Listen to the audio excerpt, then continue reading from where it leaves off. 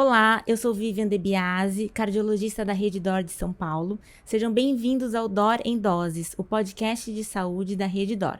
Seu canal ideal para assuntos relacionados à sua saúde e de sua família. Acompanhe nossa programação semanal às 18 horas no Spotify e no YouTube. Estamos aqui diretamente do Congresso Internacional de Cardiologia da Rede D'Or em uma edição especial de conteúdo sobre prevenção e doenças no coração.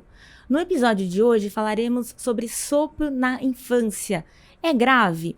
E para comentar sobre esse tema, eu tenho aqui comigo a doutora Cristiane Martins, cardiologista pediátrica, coordenadora do Departamento de Cardiologia Pediátrica do Biocor, de Belo Horizonte, e nossa presidente da Sociedade Brasileira de Cardiologia do Departamento de Cardiopatias Congênitas. Doutora Cristiane, muito obrigada por estar aqui conosco.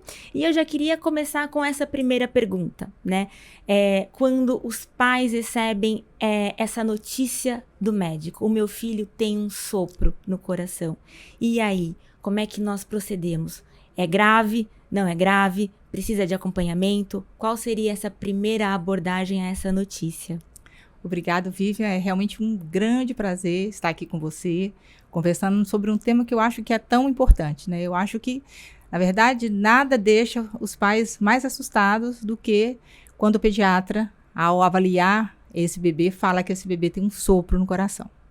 A primeira coisa que a gente precisa entender é que sopro não é doença, né? Sopro é simplesmente o barulho do sangue passando dentro do coração, né?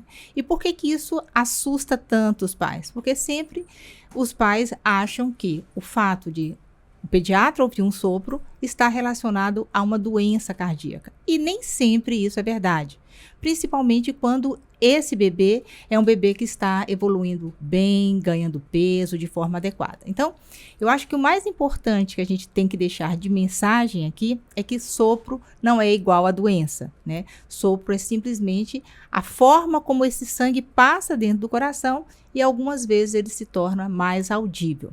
É lógico que alguns sopros, eles podem estar relacionados a doenças cardíacas. E aí, a gente tem que fazer essa diferenciação e o pediatra vai saber orientar em relação a isso. Exatamente, doutora. E quando que eu preciso me preocupar? Quando que os pais precisam se preocupar? Quando que o sopro passa a ser uma preocupação para a saúde do coração dessas crianças?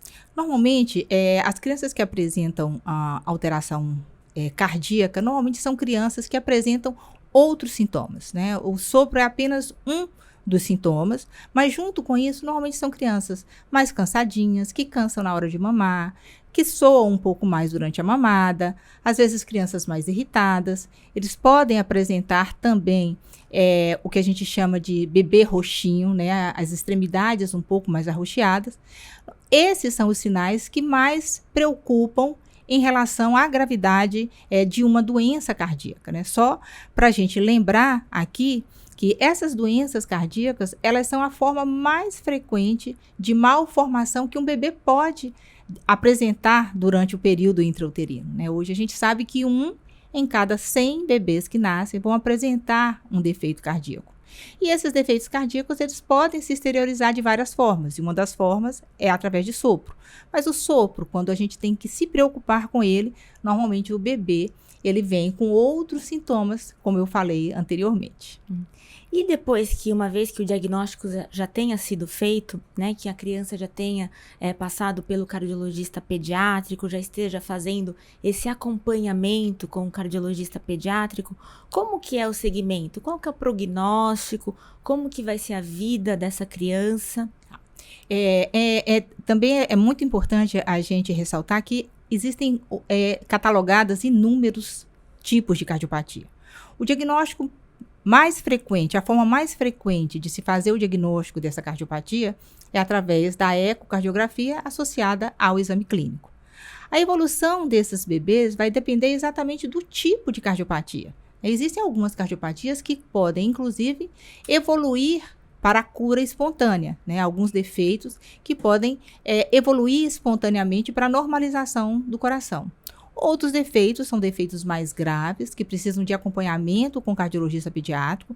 Daí a importância de se ter um cardiologista pediátrico de referência para acompanhar esses bebês, para indicar qual é a melhor forma de tratamento? Pode ser o tratamento clínico, só com medicação, por um determinado tempo. Alguns defeitos a gente pode tratar através de cateterismo cardíaco ou, nos casos mais graves, muitas vezes são bebês que vão precisar passar por um procedimento cirúrgico. Mas um cardiologista pediátrico habilitado para isso, ele vai saber exatamente qual que é a sequência do tratamento adequado para esses bebês. Perfeito, doutora Cristiane. Finalizamos por hoje nosso episódio do DOR em Doses, o podcast de saúde da Rede DOR.